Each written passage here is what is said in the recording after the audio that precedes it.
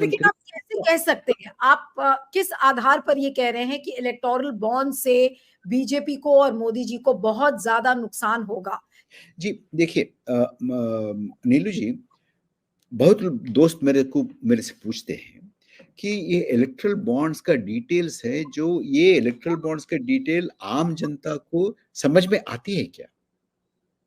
तो मेरा जवाब ये है कि इसका डिटेल्स, इसका न्यूएंसेस, इसका इसका क्या है, इसका गहराई क्या है, ये शायद नहीं समझ में आते हैं। आपको भी शायद नहीं आते, मेरे को शायद नहीं। लेकिन इतना तो बात पक्की हो गए हैं कि लोगों में बहुत बहुत तेजी से ये बात चले गए हैं, बहुत ही बहस हो रहा है।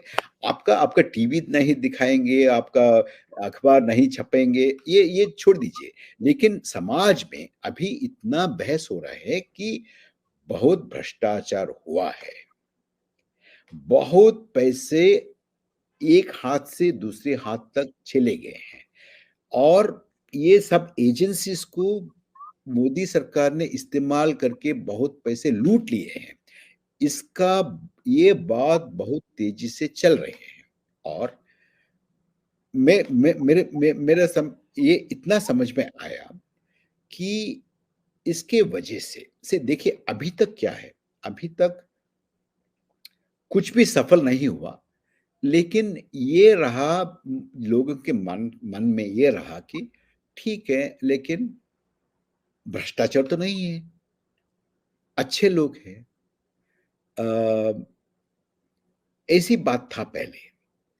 ते इलेक्ट्रल तो लेकिन इलेक्ट्रल बॉन्ड के बाद ये बात बहुत ही एस्टैब्लिश हो गया है, बहुत ठीक से ये स्थापित हुआ है कि ये सबसे बड़ा भ्रष्टाचारी प्रधानमंत्री है।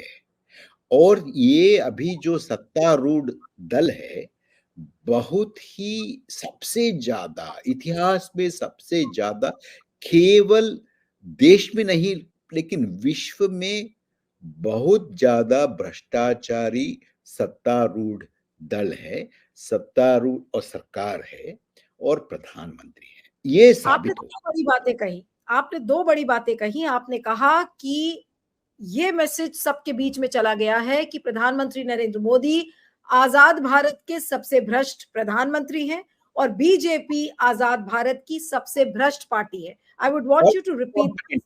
इनकॉम्पिटेंट, ये देखिए, इनकॉम्पिटेंट, ये बात पहले भी जानते थे लोग, लेकिन इतना सोच ठीक है, लेकिन अच्छे लोग हैं, भ्रष्टाचारी नहीं है, ऐसी बात चलती थी। लेकिन अभी इनकॉम्पिटेंस के साथ भ्रष्टाचारी ये लोग, ये बात भी आ गए ना, इसीलिए बहुत कड़ी सजा मिलेगी ये दल को, ये प्रधानमंत्री को। वोट नहीं देगी, हराएगी। जब आप कहते हैं कि वोट नहीं देगी, तो आपको क्या लगता है कि इस बार तो मोदी जी 400 पार 370 का आंकड़े की बात कर रहे हैं, कितने वोट पर सिमटेगी बीजेपी आपके हिसाब से? नीलू जी, अगर मोदी जी और भाजपा के नेताओं ने 370 और 400 पार नहीं कहे होंगे, आप जैसे लोग ये बहस कर किए होंगे, अब ये बहस कर रहे होंगे कि अगर भाजपा इस बार जीतेगी नहीं जीतेगी, एनडीए की सरकार बनेगी या नहीं बनेगी, मोदी जी फिर से प्रधानमंत्री होंगे या नहीं होंगे, ऐसी बहस करते थे आप। लेकिन ये अच्छे एक एक अच्छे क्या स्ट्रैटेजिक बात है कि 370 आए गया और 400 पार जाएंगे, ऐसी बात बोलने के बाद आप जैसे लोग ये बहस शुरू किया है, 400 पार हो सकता है क्या, 370 पा सकते हैं क्या, ऐसी बात बोल रहे हैं आप। तो अब देखिए, डिबेट का टर्म्स शिफ्ट हो गया ना। अब नहीं, और आपने कहा, आपने एक कहा कि 6 महीने एक ओके, और बात, ओके। एक और बात, हाँ, एक और बिल्कुल। अब देखिए, 370 पाने के लिए कितने सीट में लड़ना चाहिए भाजपा? अब देखिए, अब देखिए कितने सीट में लड़ रहे हैं। उस इतना बड़ा गठबंधन के बाद आप इतने लोगों को इकट्ठा किए हैं, आप कितने लड़ेंगे? और उसमें से आपका जो स्ट्राइक रेट है ना, वो कितना रहेगा? 70 रहेंगे, 80 रहेंगे, 90 रहेंगे, उतना जीत सकते हैं क्या? संभव है क्या? तो ये बात है, ये पूरा हवा में बात है, हवा का बात है ये। नहीं, लेकिन डॉक्टर परकला आप खुद कह रहे हैं, आप ट्रैवल कर रहे हैं, आप देश के अलग-अलग इलाकों में जा रहे हैं। आपके हिसाब से बीजेपी को कितनी सीटें मिलेंगी? बीच कई लोग अब आज राहुल गांधी और अखिलेश यादव की जॉइंट प्रेस कॉन्फ्रेंस थी, जिसमें राहुल गांधी ने ये कहा कि पहले तो मुझे लगता था कि 180 सीटें बीजेपी को मिल जाएँगी, लेकिन अब तो जिस तरह से ज़मीन से रिपोर्ट्स आ रही हैं, ऐसा लग रहा है कि बीजेपी 150 सीटों पर सिमट जाएगी। क्या आपका भी यही आकलन है? नहीं, देखिए, मेरा मेरा अनुमान जो है ना, वो मैं लोगों में दौरा करने पे और लोगों से बात करने पे और सब सेक्शंस का, इसके आधार पर मेरा अनुमान है। मेरा क्वांटिटेटिव स्टडी नहीं है। मैं कुछ ये लोग जो है ना ओपिनियंस पोल्स करते हैं, ऐसे मेरा प्रोफेशन था वो, लेकिन इस बार मैं कुछ किया नहीं। मैं ऐसे ही घूम रहा हूँ। मैं एक सेंस है। मैं इसका बेसिस में बताऊँगा। अब देखिए, भाजपा को हिस्टोरिकल हाई जो है, रहता था 20-22% रहता था। और 2014 में इंडिया अगेंस्ट करप्शन, यूपीए 2 इतना करप्ट हो गया, उसका 2G स्कैम था और उसका CWG स्कैम था और बहुत सारे स्कैम था और पॉलिसी पैरालिसिस हो गया, महंगाई बढ़ गई, ये सब चीज आ गए ना सामने। और उसके बाद मोदी जी वाइब्रेंट गुजरात, गुजरात मॉडल, उसका बहुत पब्लिसिटी देख करके और सोशल मीडिया और पब्लिसिटी, इमेज बिल्डिंग, ये सब करने के बाद वो 20-22% को उन्होंने और 5-6% जोड़ दिया। उसका पीक था। बहुत मेहनत के बाद, बहुत पैसा खर्च करने के बाद, और 19 में आपको बालाकोट या पुलवामा के वजह से आपको कुछ मिला है। लेकिन अभी जो मिडिल क्लास जो लोग, मध्य वर्ग का जो लोग है और शहर में रहते जो लोग हैं और ट्विटर में और सोशल मीडिया में एक्टिव रहते जो लोग हैं और बाहर जाके आएंगे वो लोग हैं, प्रोफेशनल लोग हैं, ये सब 2014 के बाद भाजपा को और मोदी से जुड़े हैं। वो लोग ये इलेक्ट्रल बॉन्ड के बाद और 10 साल पे कुछ काम हुआ नहीं, ऐसी सोच आने के बाद पीछे हट रहे हैं भाजपा से। ये लोग हटने के बाद फिर भाजपा वही जाएगी जहां वो 2014 से पहले थे। 20-22% से बाहर नहीं जाएंगे। और हम लोगों को वो लोग ऐसा लगते हैं, इतना बड़ा लगते हैं, इतना तेजस्वी लगते हैं देखने में, और उनका चाल, उनका बोल, ये सब, अरे ये लोग हटेंगे क्या? कभी भी हो सकता है क्या? ऐसे लगता है। लेकिन आप इतिहास में देखिए, ऐसी लोग, इतना लोग गिर गए हैं और इतिहास उनको याद भी नहीं रखते हैं। उसके इसके बारे में ओनली बिटर मेमोरीज रह जाएगा। लेकिन अच्छे आपको में। क्या लगता है कि मोदी जी को लोग किस तरह से याद करेंगे? क्योंकि अब देखिए मोदी जी ने अरविंद केजरीवाल को गिरफ्तार किया। अरविंद केजरीवाल को लोग ये सोच समझते हैं कि देखिए उन्होंने गरीबों के लिए कितना काम किया। अरविंद केजरीवाल ने हेमंत सोरेन, ये जो 2 सिटिंग चीफ मिनिस्टर्स हैं, उनको गिरफ्तार कर लिया है। आखिर किस तरह से मोदी जी याद रखे जाएँगे इतिहास में आपके हिसाब से? मैं देखिए, I don't want to be harsh, लेकिन इतना बोल सकता हूं कि यू नो इतिहास ऐसी याद करेगी कि एक आदमी आया, बहुत बोला और लोगों को इतना मेस्मराइज किया। अच्छे बोलते थे और अच्छा चलते थे, बहुत मॉडर्न टेक्निक्स यूज करते थे, लेकिन उनके पास कॉन्फिडेंस नहीं था, उनके पास कुछ सोच नहीं था।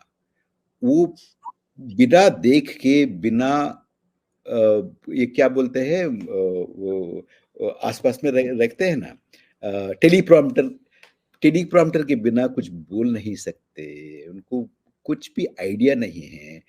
बहुत इमेज बिल्डिंग किया है, ऐसे आ गया, मेस्पराइज किया, ऐसे ऐसी चला और फिर चले गए, अदृश्य हो गए। ऐसी ऐसी तरीके से आज का जो सरकार है, आज का जो प्रधानमंत्री है, उसके बारे में लोग और इतिहास याद करेगी, बस, इससे यानी ज्यादा कि नहीं। मोदी जी, आप कह रहे हैं कि मोदी जी भी अदृश्य हो जाएंगे? इनएविटेबल है ना, इनएविटेबल है। देखिए, उनका उनका लेकिन सर मुझे ये ये बताइए, ये दो क्या फैक्टर है। छोड़, नीरज जी, ये क्या छोड़ के जा रहे हैं? क्या छोड़ के जा, कोई सिर्फ बात छोड़ के जा रहे हैं ना। लेकिन आप सर एक दिखाइए। चीज मुझे बड़ी डिफिकल्ट लगती है, मुझे भी लगता है कि मोदी जी का जो 23 करोड़ वोटर है, वो अभी भी मोदी का सपोर्टर है। एक बड़ा चंक है जो मोदी को आज सपोर्ट करता है, जिसने मोदी की एक लहर देखी थी, 2014 में देखी, 2019 में देखी, ठीक है, पुलवामा हुआ, व्हाटएवर। आज वो जनता या वो 23 करोड़ वोटर जो बीजेपी का है, वो क्या आज मोदी जी से दूर चला गया है, या मोदी जी के साथ वो रहेगा, चाहे मोदी जी कुछ भी कर ले, चाहे वो जितना भी झूठ बोले, जितना भी भ्रष्टाचार कर ले, वो एक कमिटेड वोटर है, वो मोदी के साथ ही रहेगा? आपको क्या कुछ लगता है? कुछ लोग रहेंगे, कुछ लोग तो रहेंगे, लेकिन जी। जो लोग भाजपा के साथ है, ये भाजपा का जो सोच है उनके उनके साथ है, ये जो सोच है भारत हिंदू राष्ट्र होना चाहिए, और किसी किसी और रिलीजियस माइनॉरिटी को और किसी लोग को इधर इधर जगह नहीं है, ऐसा ऐसा रहना चाहिए। ऐसी लोग हमारे इतिहास में सैकड़ों साल से है और रहेंगे भी। लेकिन जो लोग 13-14 के बीच में जो लोग जुड़ गए हैं, ये हिंदुत्व के वजह से नहीं जुड़े हैं, ये विकास के और विकास के बातों पर बहुत विश्वास करके, जब तक तब तक जो सरकार था उसका भ्रष्टाचार के खिलाफ जो लोग आ गए हैं, और उस भ्रष्टाचार के खिलाफ जो लोग खड़े हो गए हैं, उन लोग वो लोग जुड़े हैं ना, नया, वो 28, 18, 20, 22% के अतिरिक्त जो आए हैं, यानी कि वो ये कहा जाए और ये माना वो जाए लोग कि जुड़ेंगे। 2024 में डॉक्टर परकला, मोदी की लहर या मोदी का जादू, मोदी वेव, मोदी मैजिक, ऐसी नाम की कोई चीज 2024 में नहीं? सिर्फ इतना ही नहीं नीलू जी,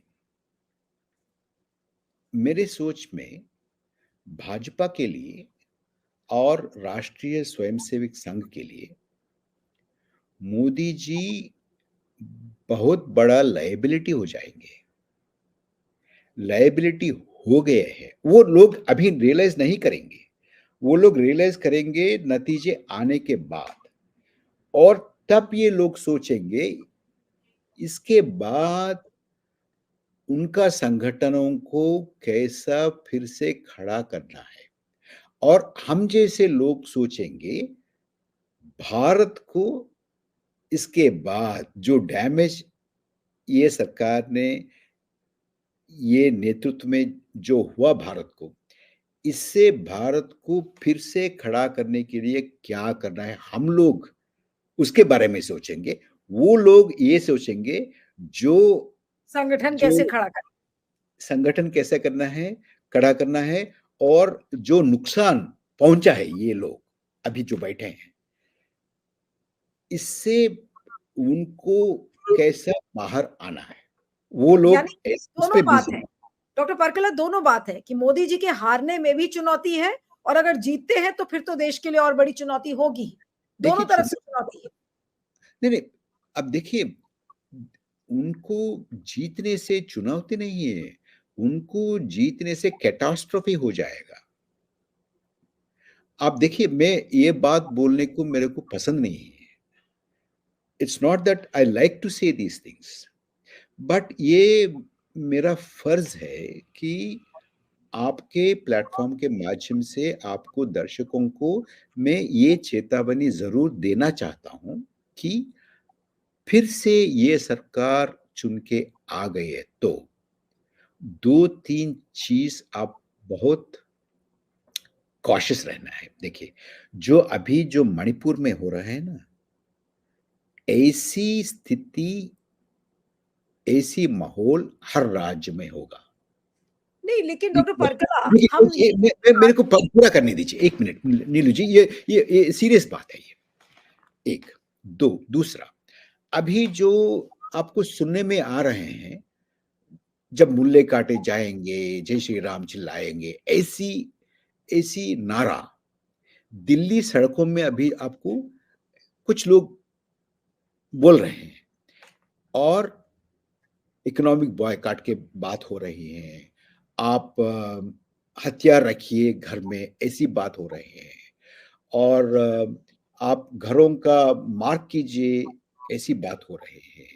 जेनोसाइड की बात हो रही है। ये हिंदुओं का राज देश है, और लोगों के लिए इधर जगह नहीं है। वो जाना चाहिए, पाकिस्तान जाना चाहिए, उधर जाना चाहिए, इधर जाना चाहिए। ईसाइयों को एक दे बहुत देश है, मुसलमान को देश है, वो उधर जाना, ये इधर जाना, ऐसी बात हो रहे हैं ना। ये कौन सी लोग है ये आप जो आप बोलेंगे, आप जैसे लोग बोलेंगे, अभी ये फ्रिंज एलिमेंट्स है, किनारे में रहते हैं वो लोग हैं ये।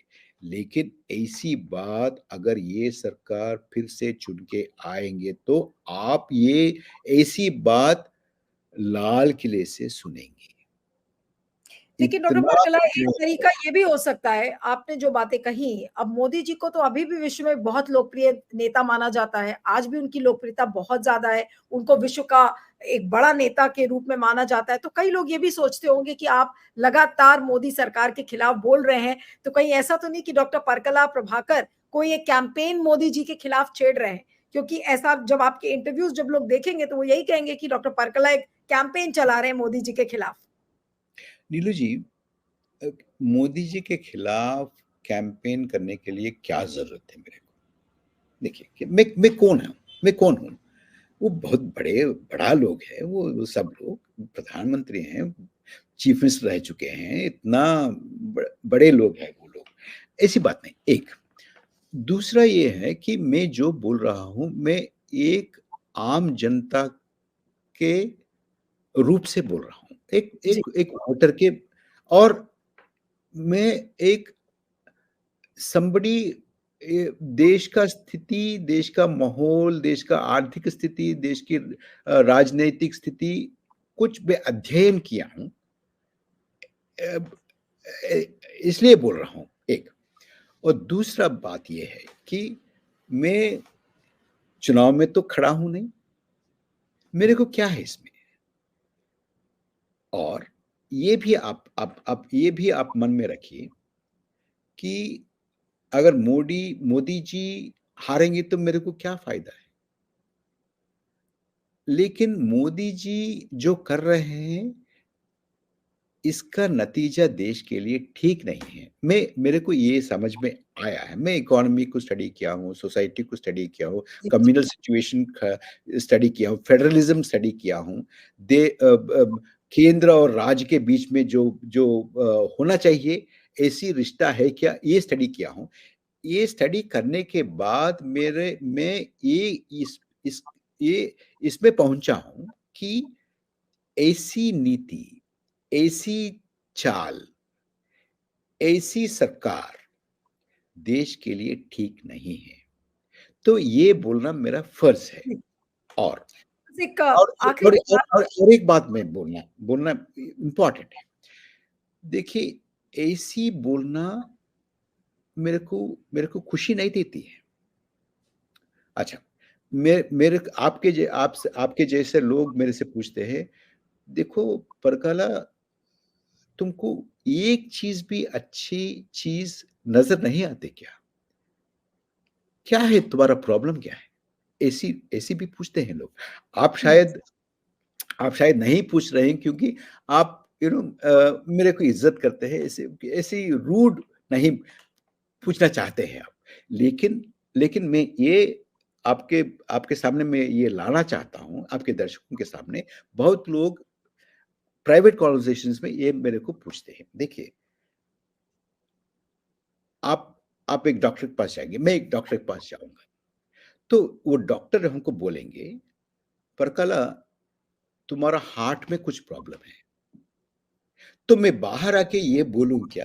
क्या डॉक्टर है ये? मेरा कान अच्छा है, मेरा आँख अच्छा है, मेरा नाक अच्छा है, मेरा मुँह अच्छा है, मेरा हाथ अच्छा है, मेरा पैर अच्छा है। ये सब नहीं बोलते हैं ये सिर्फ़ मेरे हार्ट के बारे में बोलते हैं। लेकिन देखिए, ये आपका हाथ अच्छा है, आपका आँख अच्छा है, आपका नाक अच्छा है, आपका पैर अच्छा है, आपका आपका ये हाथ अच्छा है।